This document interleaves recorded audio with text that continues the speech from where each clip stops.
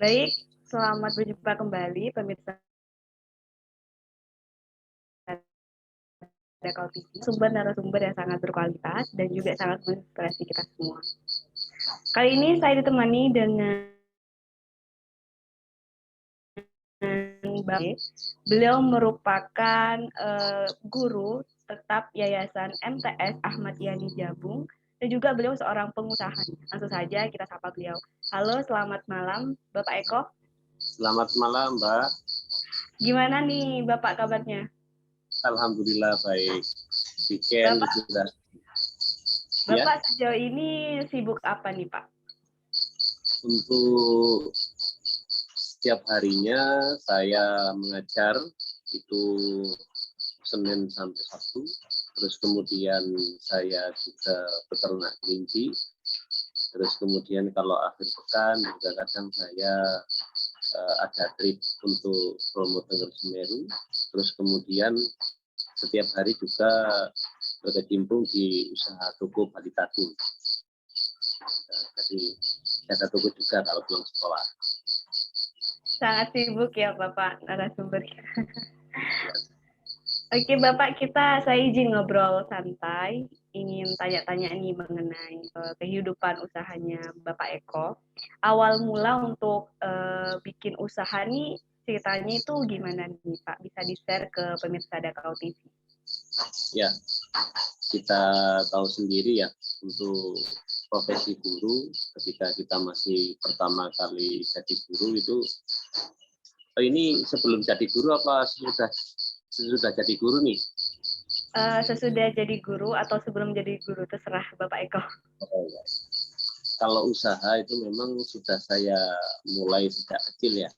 Jadi ketika saya dulu masih kecil itu sudah dididik oleh orang tua saya itu selalu belajar berusaha untuk mencukupi kebutuhan kita sendiri dari hal-hal yang paling kecil.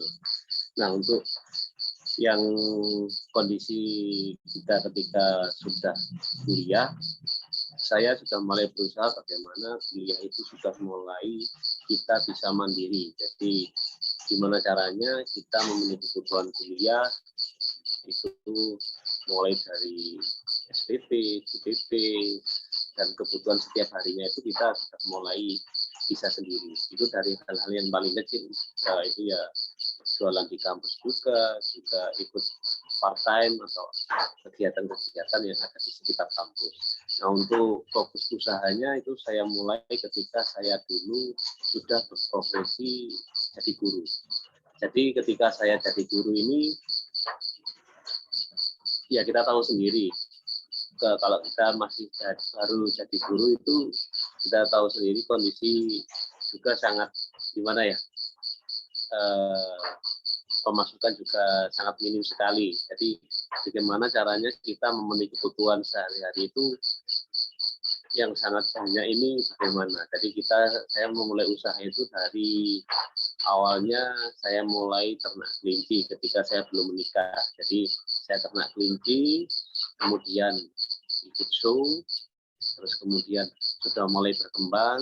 Ketika saya menikah, saya mulai mulai berusaha ini buka toko baby shop.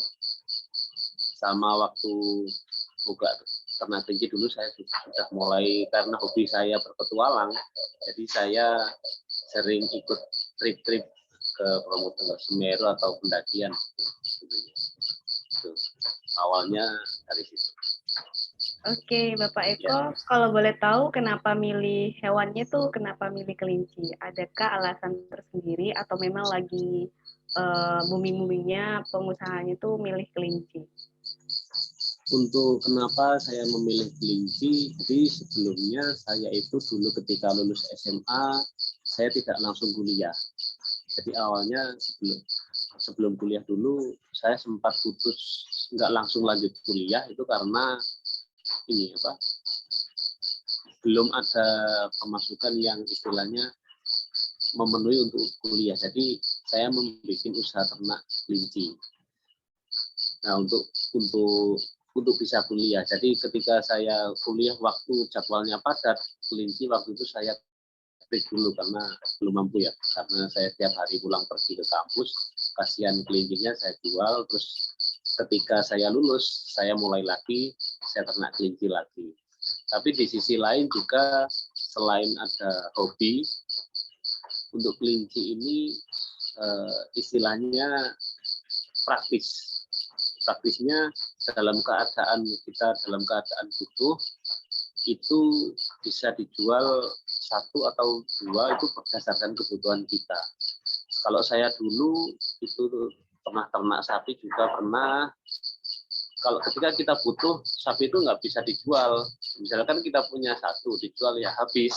Nah, kalau kelinci dengan nilai yang sama, ketika kita punya 10, kita butuh yang dijual 2 ya tinggal 2. Jadi dia itu lebih praktis untuk ketika berdasarkan kebutuhan tadi. Terus kemudian juga dia reproduksinya juga sangat cepat.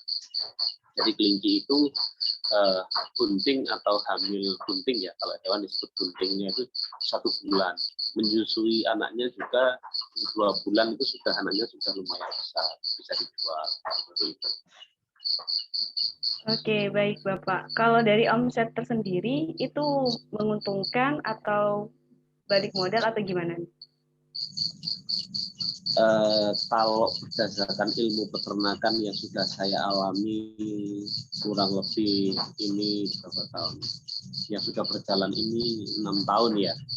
Untuk ternak kelinci itu di tahun pertama, jadi kita nggak bahas untung ruginya. Jadi di tahun pertama ada istilah kelinci itu makan peternaknya. Jadi kita tidak bisa untung. Istilahnya kita di tahun pertama itu banyak keluar modal dulu. Terus kemudian tahun kedua istilahnya kelinci makan kelinci. Jadi kelinci ini sudah bisa memenuhi kebutuhannya sendiri dari kelinci itu sendiri. Kita jual anakannya dan sebagainya. Di tahun ketiga istilah barunya lagi peternak makan kelinci. Bukan kita setiap hari makan kelinci loh ya, tapi kita sudah baru bisa menikmati hasil dari peternakan kita.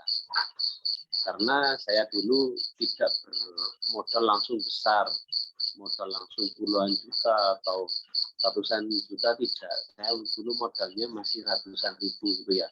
Jadi modalnya sangat terbatas.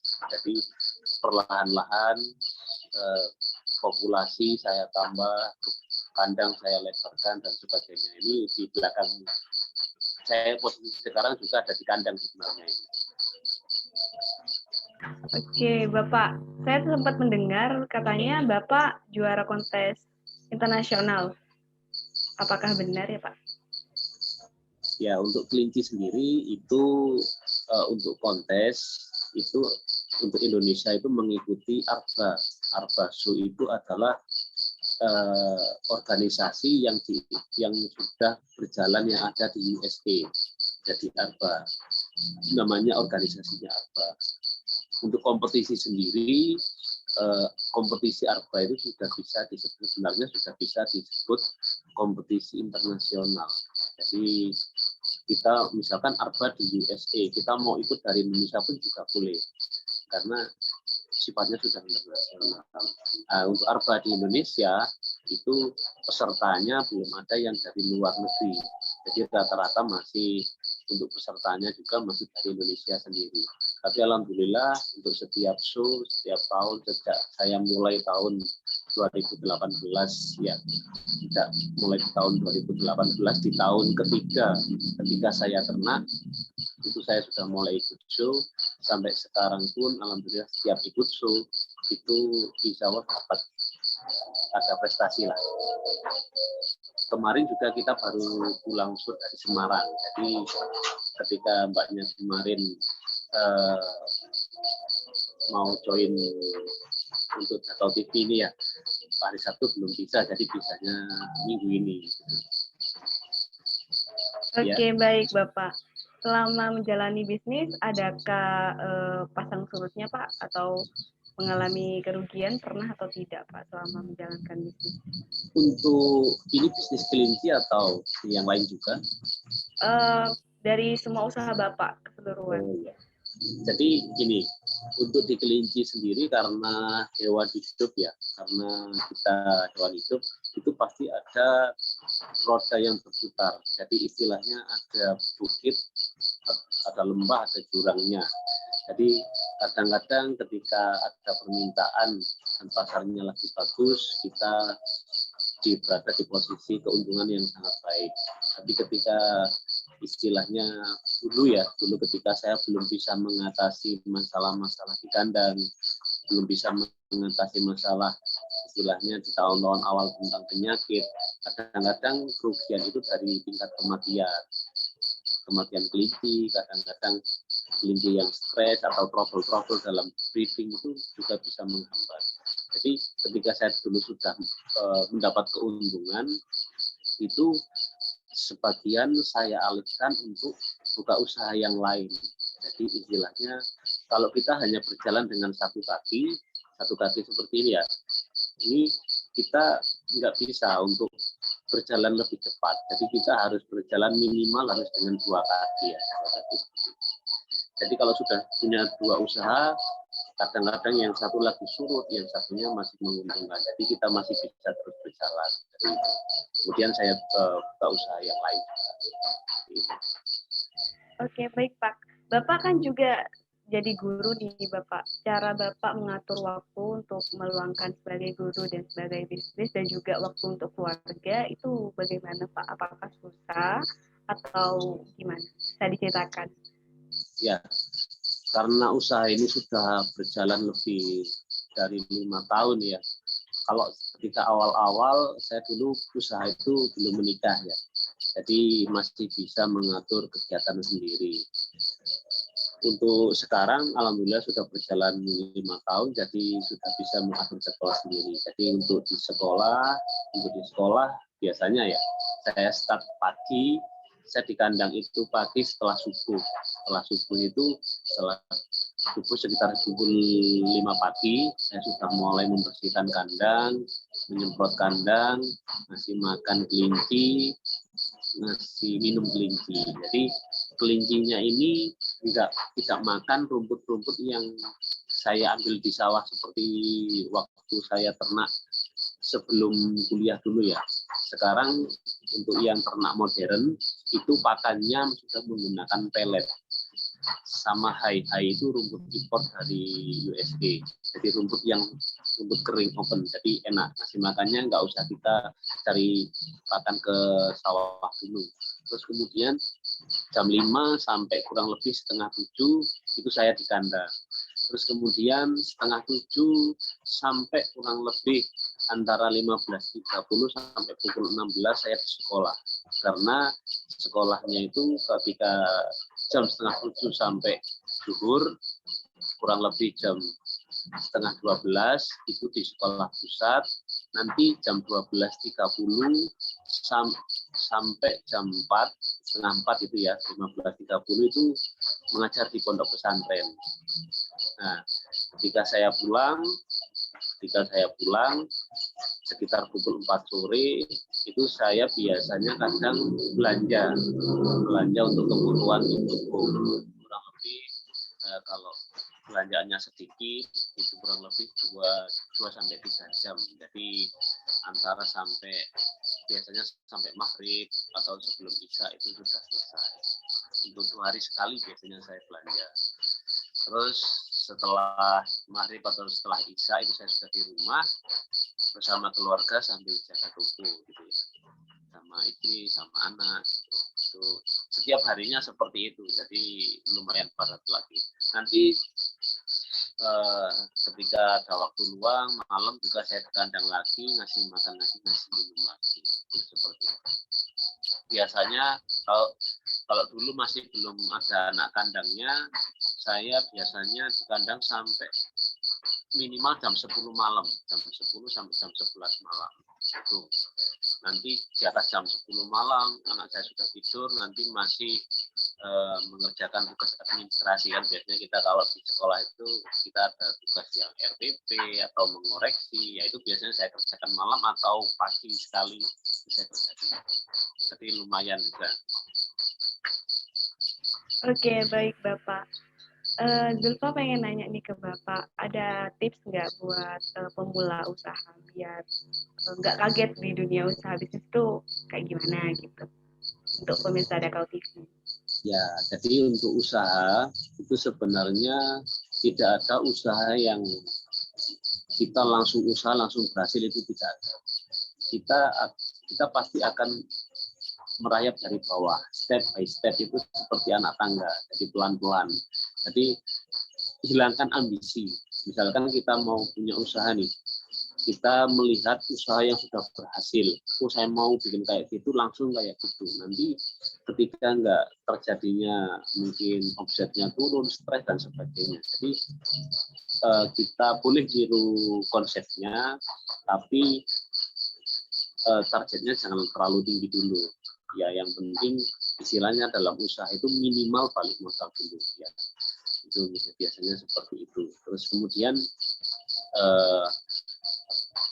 kita harus sering sharing langsung, itu sangat penting. Ketika kita memulai usaha, kalau kita langsung usaha tanpa guru, itu istilahnya kita mau berjalan tanpa petunjuk arah. Nanti bisa kadang-kadang tersesat, atau ketika terjadi problem kita tidak bisa mengatasi, akhirnya kita kolaps usahanya seperti itu. Jadi usahakan ketika kita punya usaha, mau merintis usaha, kita diskusi sama pakarnya. Usaha apapun itu kita langsung belajar langsung sama ahlinya, jangan sungkan-sungkan belajar sama ahlinya. Saya dulu ketika ternak kelinci itu nggak langsung ternak kelinci, jadi saya itu harus ke lereng Gunung Semeru. Kebetulan di sana ada dulu tetangga saya yang pindah ke sana, jadi kalau jarak dari sini itu kurang lebih antara 1 sampai 1,5 jam. Saya dulu belajarnya ke sana, belajar dulu masih tradisional ya. Saya belajar ke sana kurang lebih seminggu 2 kali, belajar tentang ini, proses ini yang belajar. Kemudian praktek di sana. Jadi ketika kita sudah aplikasi di usaha kita sendiri, kita sudah terbiasa, nggak bingung. Itu untuk langsung belajar sama ahli. Usahakan juga ketika kita merintis usaha, modal itu adalah modal istilahnya kita tidak langsung berhutang.